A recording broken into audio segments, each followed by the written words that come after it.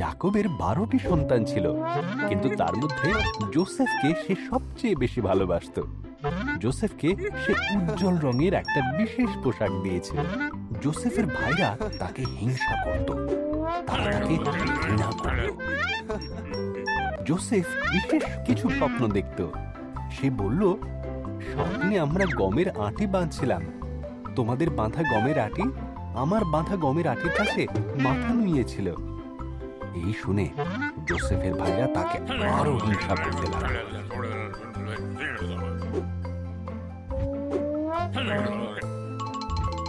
Joseph আরো একটি স্বপ্ন দেখেছিল, সূর্য, চন্দ্র এবং 11টি তারা আমার সামনে নতজানু হয়েছে। তার বাবা আর ভাইয়েরা অভিযোগ করল, তুমি কি বলতে চাও? তুমি আমাদের শাসন করবে? একদিন যোসেফের ভাইরা মাঠে মেষ চড়াচ্ছিল। তারা দূর থেকে যোসেফকে আসতে দেখল। তারা যোসেফকে হত্যা করার পরিকল্পনা করল এবং তার সমস্ত স্বপ্নকে শেষ করতে চাইল। রুবেন বলল, আমাদের ভাইকে হত্যা করা অন্যায় হবে, বরং এই পরিত্যক্ত কুয়োর মধ্যে একে ফেলে দেওয়া যায়। তখন তারা যোসেফের বিশেষ পোশাকটি তুলে নিল এবং তাকে কুয়োয় ফেলে দিল।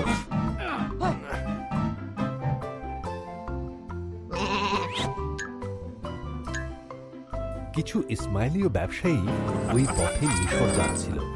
জিহুদা বলল, আমরা যোসেফকে দাস হিসেবে ইসমাইলীয়দের কাছে বিক্রি করে দেব। সুতরাং তারা যোসেফকে 20টি রৌপ্য মুদ্রার বিনিময়ে বিক্রি করে দিল।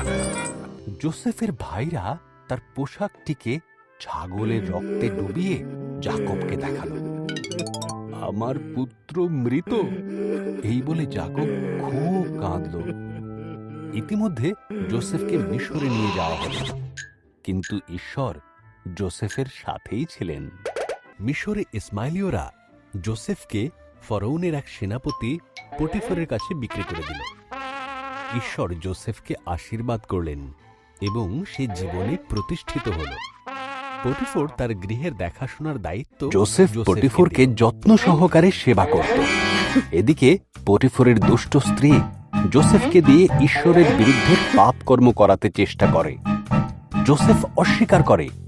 তখন সে মিথ্যা বদনাম দেয়। পটিফর স্ত্রীর কথা বিশ্বাস করে এবং যোসেফকে কারাগারে বন্দী করে। কারাগারে ফরৌনের 2 দাসের সাথে যোসেফের পরিচয় হয়। তাদের প্রত্যেকের একটি করে স্বপ্ন ছিল। ঈশ্বর যোসেফকে সেই সব স্বপ্নের অর্থ দেখান। যোসেফের ব্যাখ্যা সত্য বলে প্রমাণিত হল। পানপাত্রবাহক ছাড়া পেল আর রুটি নির্মাণকারীর ফাঁসি হল। 2 বছর পর ফরৌন 2টো দুঃস্বপ্ন দেখল। পানপাত্রবাহক যোসেফের কথা মনে করল এবং সে ফরৌনকে সব কথা জানাল। তখন ফরৌন যোসেফকে ডেকে পাঠালো এবং তার স্বপ্নের কথা বলল। ঈশ্বর ফরৌনের সেই স্বপ্নের অর্থ যোসেফকে দেখালেন। যোসেফ বলল, 7 বছর প্রচুর শস্য উৎপাদন হবে, তাই প্রচুর শস্য মজুত করে রাখতে হবে, কারণ তার পরের 7 বছর দুর্ভিক্ষ হবে। যোসেফের পরামর্শ ফরৌনকে মুগ্ধ করল। সুতরাং সে যোসেফকে সমস্ত খাদ্যশস্য মজুত করার দায়িত্ব দিল। ফরৌন ছাড়া সেই সময় যোসেফের থেকে ক্ষমতাবান আর কেউ ছিল না।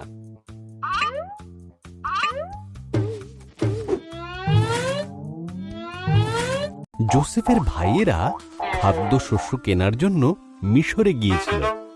তারা যোসেফের কাছে নতজানু হল, কিন্তু তাকে মোটেই চিনতে পারল না। যোসেফ যখন দেখল তার ভাইয়েরা বদলে গেছে, তখন সে তার পরিচয় দিল। যোসেফের ভাইয়েরা ভয় পেয়ে গিয়েছিল।